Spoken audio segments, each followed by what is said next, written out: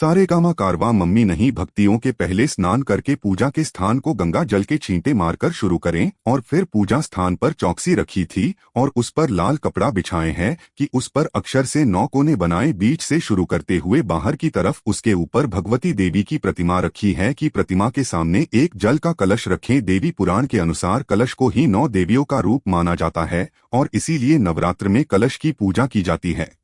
Colours पर मौली बांधें कि उस कलश में थोड़ा गंगाजल डाले, एक सुपारी हल्दी चावल है और सिक्का डाले हैं। चाणक्य पान के पत्ते सजाकर कलश पर रखें और फिर एक नारियल ले उस पर मौली बांधी और फिर उस नारियल को उन पान के पत्तों पर सजाकर रखें कि अब एक घी का अखंड दीपक प्रतिमा के दाएं यानी कि राइट साइड पर रख दें। इसे जलाना नहीं। पूजा सामग्री और थाली को पूजा के स्थान के पास ही रख सबसे पहले आसन ग्रहण करें और पहले बाएं हाथ से जलने और दाएं हाथ में डाले दोनों हाथों को शूट करें। फिर दुर्गा देव्य नमः बल्कि 3 बार जल पिए हैं। संगीत जय हो ओम दुर्गा देव्य नमो नम हुआ है, जय हो ओम दुर्गा देव यह नमः है। इसके बाद फिर से हाथ धो लिए हैं। अब अपने आप को तिलक लगाएं, साथ अपने परिवार वालों को भी टीका लगाए हैं कि अब अखंड घी के दीपक जला ले हुआ है। लिए याद रखिए अखंड दीपक 9 दिन तक बुझना नहीं चाहिए और कलश अपनी जगह से हिलना नहीं चाहिए। के हाथ में पुष्प और चावल रखें और संकल्प ले मैं ऐश्वर्या श्रद्धा भक्ति से आपकी पूजा अर्चना करने जा रहे हैं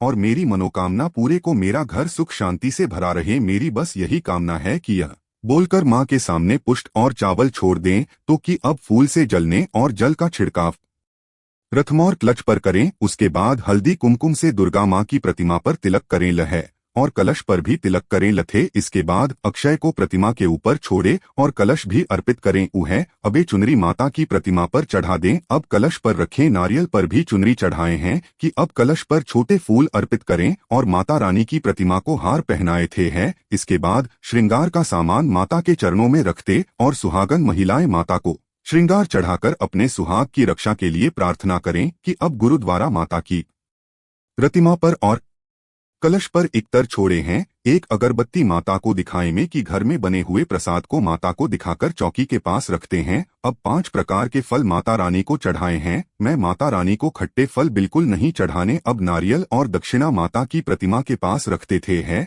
अब मिट्टी का छोटा मटका लेकर उसमें मिट्टी डाले और जो को बोलते हैं कि उस पर से मिट्टी के ऊपर शुद्ध जल डालें और मटकी पर मौली बांधकर माता की प्रतिमा के बाएं तरफ रखते थे हैं। अब मटकी पर हल्दी कुमकुम का टीका लगा दे। अब वही टीका अपनी मांग पर लगा दे। थोड़े से छोटे फूल मटके पर अर्पित करें। संगीत कि इस रिवाज को कुछ लोग खेती बजाना कहते हैं कि मैं पहले नवरात्र से लेकर आखिरी नवरात्र तक रोज सुबह स्वच्छ जल पर माना जाता है कि खेती जितनी अच्छी होती है वह आता उतनी प्रसन्न होती है। रिसर्च इन वाले दिन खेती को लाल चुनरी से घटकर और उसमें कुछ पैसे रखकर विसर्जन करते। अब दोनों हाथों में फूल और अक्षत लेकर दुर्गा माता से प्रार्थना करें कि हमसे इस पूजा विधि में जो कोई गलती हो गई हो तो क्षमा करें और दुर्गा देव्य नम मंत्र का उच्चारण 3 बार जोर में फूल और अक्षत छोड़ दे। दुर्गा देव्य नम है। अब जो महिलाएं चाहते हैं वह दुर्गा सप्तशती का पाठ पढ़े। अब दुर्गा माँ के कपूर और घी का दीपक जलाकर आरती करें।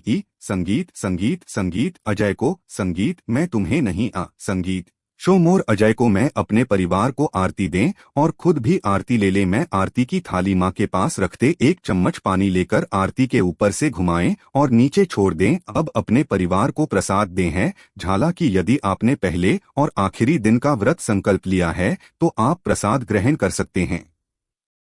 यदि 9 दिन का व्रत संकल्प लिया है तो आप प्रसाद व्रत की समाप्ति के बाद ही करें। जिन महिलाओं ने 9 दिन नवरात्रि का व्रत रखने का संकल्प किया है वह प्रतिदिन माता के 9 रूपों की पूजा दिन के हिसाब से करें। व्रत रखने वाली महिलाएं प्रतिदिन फूलों का हार, चुनरी, फूल, अक्षर प्रस्तावित स्थल पर अगर